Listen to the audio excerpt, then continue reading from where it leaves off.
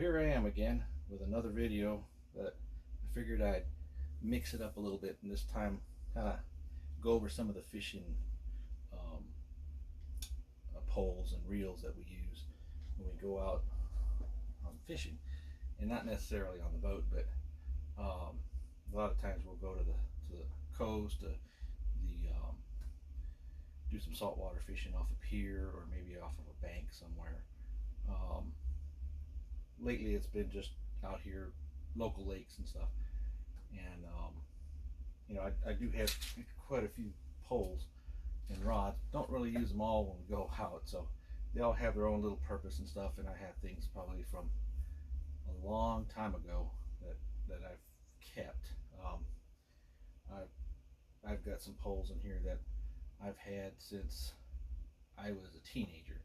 So I'll just go over some of the things we use. And I'll start out with some of the little light tackle um, rods and reels that we use.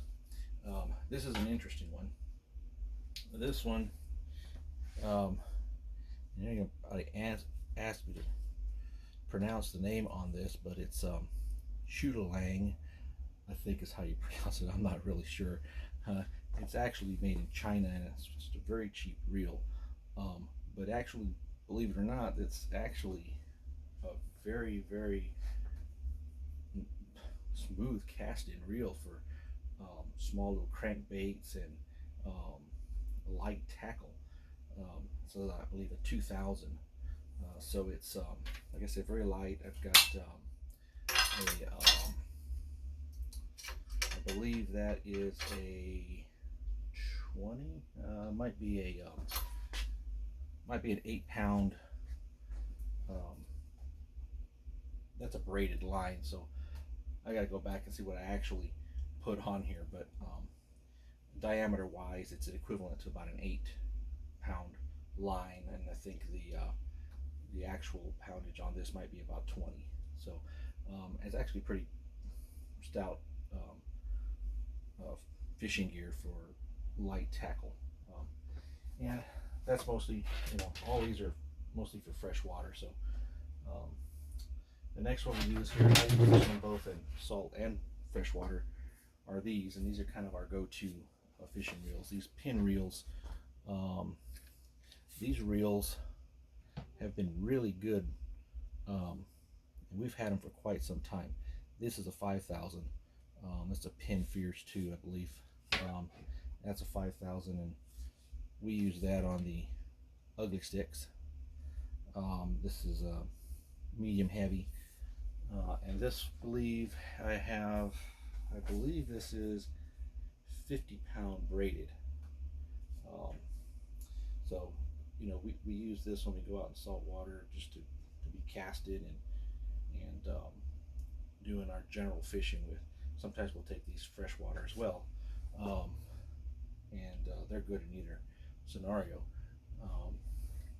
One of the other ones that we have, and I don't generally take this one out in the freshwater, but I do use it in saltwater, is basically the same reel. That Pin Fierce 2 is actually a 8000, and that has a much bigger ugly stick on there. This one is a ugly stick big water, and that is a medium heavy as well. Of course, a little bigger. I think this is an 8-foot pole. I've got it broke down. And again, this one I believe has 80-pound test on it, braided, of course. And these have been really good reels as well. So those are kind of our main reels that we kind of fish with. One of the other ones that I generally take, and I sometimes use and I sometimes not use it. Sometimes I just leave them in the truck. But this Garcia is a 9000i. This is the bait caster. That reel, that's a pretty heavy duty reel. Again, I believe this one has 80-pound braid on it.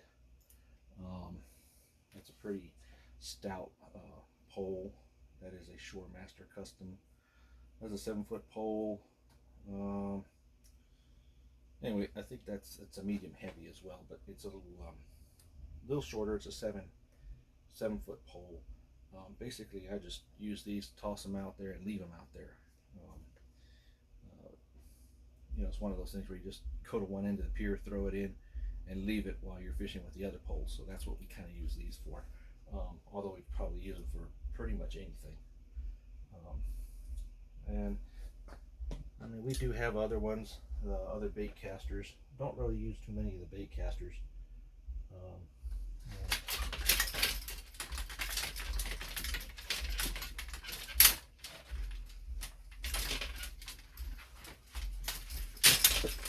Gotta think of a better way to put these. Some of the other ones that we have, and this one I do use on freshwater, is another Abu Garcia, and this one here is a Black Max 6500. I believe this is monofilament. It'll be a 20-pound test monofilament, sitting on a Shimano, and that one is a medium heavy. So it's a good little rod and reel if you're running a cast out maybe off the shore or something, maybe by either lake or down by the coast. Either way, they work really great. They're small, they're light, and they cast pretty well out there. And I do, usually my wife and I will have identical rod and reels. So every one that I've showed you, I've got two of. I've got two of the Penn Fierce 5000s, two 8000s, two of the Daiwa 9000 Eyes, two of those Chinese small bait casters. I've got a couple of other smaller Shimano bait casters in here. I don't use all that often, but I do have them here somewhere if I can find them. But, one of the other things I can show you is this guy. This is an old reel, Alpha 70 Shakespeare, with a Zepco Oceanside pole that I bought in 1986. Of course, I put new line on it since then. I think that's braided 50. Still works perfect. I've taken it apart, greased it, oiled it, relined it, and that's about it. I have stuff like that I've had for many years. I always take care of these things, so they generally last a good long time. I don't use it all the time, but I used to. I'll even show you an older one, much older. This belongs to, my dad gave it to me. This he had when, well, as far as I can remember, I was probably 5 or 6 years old when I remember him using this. So 40, 50 years, somewhere around in there. That is a Pin 209. Sitting on the original rod that it had when he uses it, when he used to use it, and it's a really good workhorse. I've taken this out and I've had no problems with it. Casts perfect. Of course, again, I've replaced the line on it. It does have braided line now, and it's probably going to last another 50 years. These things are built really well. So I mean, something like that you kind of want to keep in the family, for a long time, I guess, because he had it forever. I couldn't even tell you if somebody gave it to him or if he bought this new or what, but it's been around for a very long time. And again, it's just as good off as it was then. It works just as fine. And then of course I have some spares. A couple of spares. These are older Pin Captivas. that we've had. I used to use these before we switched to the Fierce, and again, very smooth reels.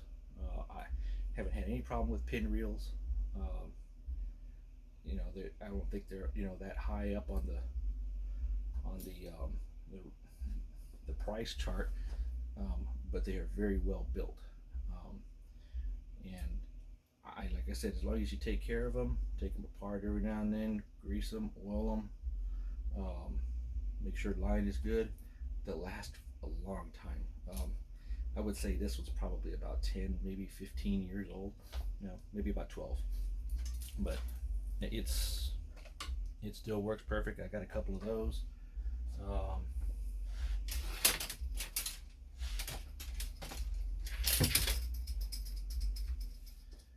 Another one of those bait casters I was saying. This is a Shimano. This one is a Corrales. Yeah, Shimano Corrales. Got a couple of these. These are good little bait casters for top water. Just something light, very light. Um, Work great off the boat. They're a little bit more difficult to learn how to use the bait caster. As long as you have that spool set right and you figure the thumb positioning and everything when you cast it, you won't have a bird's nest, which is what generally happens. But they do cast very well, and I've used them a few times. I would say I've used them a lot, but we've had these for probably about, I don't know, maybe 5, 6 years, and maybe a little longer now. But again, I got 2 of them. They work great. Sometimes I take them, sometimes I don't. I may take them and I may not use them, but I have them. And I've got a various amount of other rods and reels, and I'll just show you each other. That's just a mess of all the rods and reels there are. Kind of a hodgepodge of everything in there. There's some old clothes face ones, and I've got another one of those bait casters in the back over here. There's the other Shimano bait caster, and of course all the other fishing gear that goes with it and everything. I do separate my saltwater and my freshwater gear, so I have a tackle box for each. And then we started doing there, that might be better. So anyway, we did buy quite a few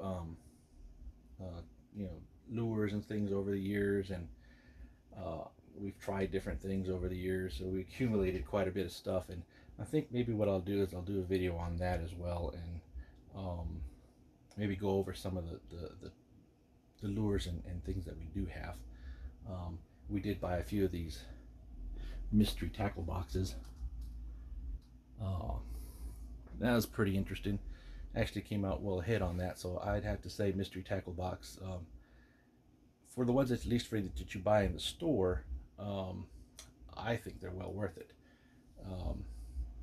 We've probably ended up with maybe $10 to $12 more than we actually spent if you look at the monetary value of what was in there.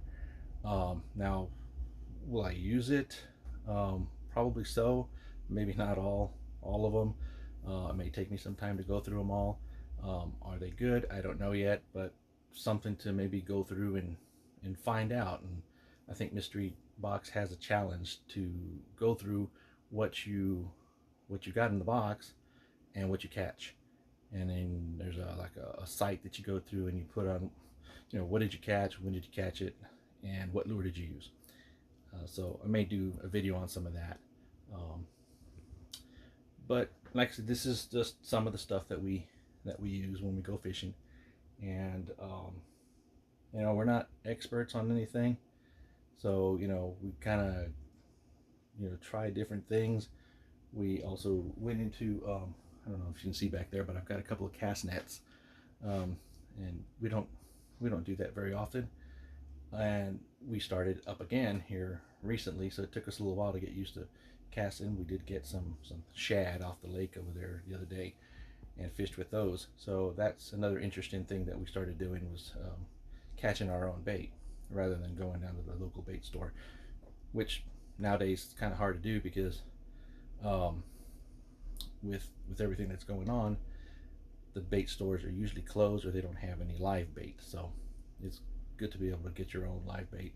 Um, Stores generally have worms, so we'll get worms and then we'll go out and um, maybe cast for a few live minnows or shad or whatever happens to be out there. So anyway, just a video and on some of the gear, and that's about it. And hopefully maybe the next one I'll do will be on some of the lures that we use. Maybe go through some of the boxes that we have, and maybe open them up, kind of go through them. Some of the stuff we've gotten through the mystery box, and some of the stuff that we maybe got on Amazon or purchased, and whether we've done any good on any of those lures. So that's another video. So see you next time. Well,